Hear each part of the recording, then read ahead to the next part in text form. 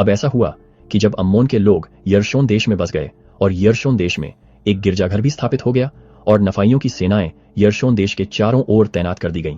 हाँ, जरहेमला देश के चारों ओर की सभी सीमाओं में। देखो, लमानियों की सेनाएं अपने भाइयों का पीछा करते हुए जंगल में चली गईं और इस तरह एक भयंकर युद्ध हुआ। हाँ, ऐसा युद्ध जैसा लीहाई के यरूशलेम छोड़ने के समय से लेकर अब तक उस देश के सभी लोगों के बीच कभी नहीं हुआ था। हाँ, और हजारों लमानी मारे गए और इधर उधर बिखर गए। हाँ, और नफी के लोगों में भी भारी नरसंहार हुआ। फिर भी लमानियों को खदेड़ दिया गया और बिखेर दिया गया और नफी के लोग अपने देश लौट आए।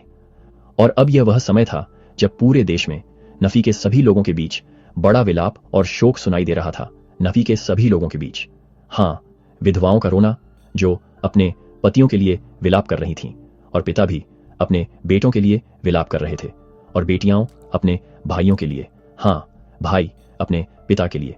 और इस प्रकार उन सभी के बीच विलाप का रोना सुनाई दे रहा था जो अपने मारे गए रिश्तेदारों के लिए शोक मना रहे थे।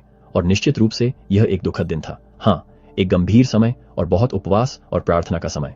और इस प्रकार नफी के लोगों पर न्यायियों के शासन का 15वां वर्ष समाप्त होता है और पहले वर्ष से 15वें वर्ष तक कई हजार लोगों का विनाश हुआ है। हाँ, यह रक्तपात का एक भयानक दृश्य लेकर आया है, जबकि कई हजार लोग वास्तव में अपने रिश्तेदारों के खोने का शोक मनाते हैं, फिर भी वे आशा में आनंदित और प्रफुल्लित होते हैं और प्रभु के वादों के अनुसार यह भी जानते हैं कि वे कभी न खत्म होने वाली खुशी की स्थिति में परमेश्वर के दाहिने हाथ बैठने के लिए उठाए गए हैं। और इस प्रकार हम देखते हैं कि पाप और अपराध के कारण मनुष्य की असमानता कितनी बड़ी है और शैतान की शक्ति जो उन धूर्त योजनाओं से आती है जो उसने मनुष्यों के दिलों को फंसाने के लिए बनाई है। और इस प्रकार हम प्रभु के अंगूर के बागों में काम करने के लिए मनुष्यों की परिश्रम की महान पुकार देखते हैं और इस प्रकार हम दुख का बड़ा कारण देखते हैं और मनुष्यों के बीच मृत्यु और विनाश के कारण आनंद और दुख दोनों ही, और जीवन के लिए मसीह के प्रकाश के कारण आनंद। अगली बार तक ध्यान रखें।